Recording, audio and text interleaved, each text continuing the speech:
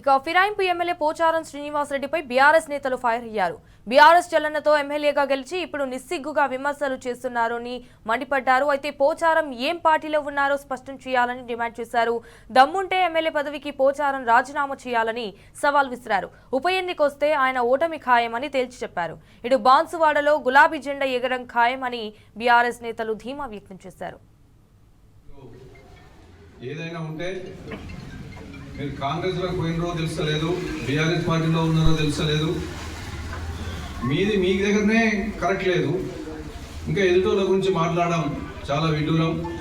మీరు ఏ పార్టీ అనేది కూడా చెప్పుకోలేని పరిస్థితిలో మీరున్నారు.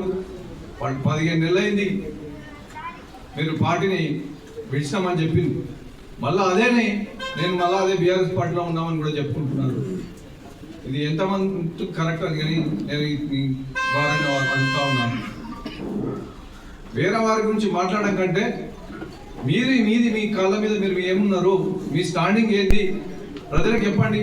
మేము దేని కొరకు కాంగ్రెస్లోకి పోయినాం, దేన్ని సాధిస్తామని చెప్పినాం, అది చెప్పలేక మరి ఈరోజు కాంగ్రెస్ ప్రభుత్వం పూర్తిగా విఫలమైంది. అటు రైతులకు కానీ ఇటు ప్రజలకు కానీ మరి అనేకమైనటువంటి మోసాలు చేస్తూ ఉంది. ఈరోజు ముఖ్యంగా రైతులకు యూరియన్ పరిస్థితిలో కాంగ్రెస్ ప్రభుత్వం ఉంది. దాని మీద మాట్లాడరు, అది చెప్పరు. ఈరోజు 6 గ్యారంటీలు అని చెప్పేసి 420 హామీలు ఇచ్చారు. దాంట్లో ఒక్కటి చెప్పరు. మీరు ఆ పార్టీలకు పోయి ఆ పార్టీ సాధించింది ఏంటో చెప్తలేరు. వట్టిగానే మరి బీఆర్ఎస్ నాయకుల పైన లేనిపోని అబద్ధాలతో మనుషులు మాట్లాడలేనటువంటి మాటల్ని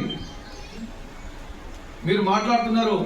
మీరు మాకు గారు ఛాలెంజ్ భాస్కర్ రెడ్డి బాజిరెడ్డి గారు పోటీ చేస్తే సర్పంచ్ పోటీ చేసిన ఓడగొడతా అంటున్నారు. బాజిరెడ్డి గారు సర్పంచ్ పోటీ చేస్తాను నీకు చెప్పలే, లేకపోతే బాన్సోడ్లు వచ్చి పోటీ చేస్తాను ఆయన చెప్పలే.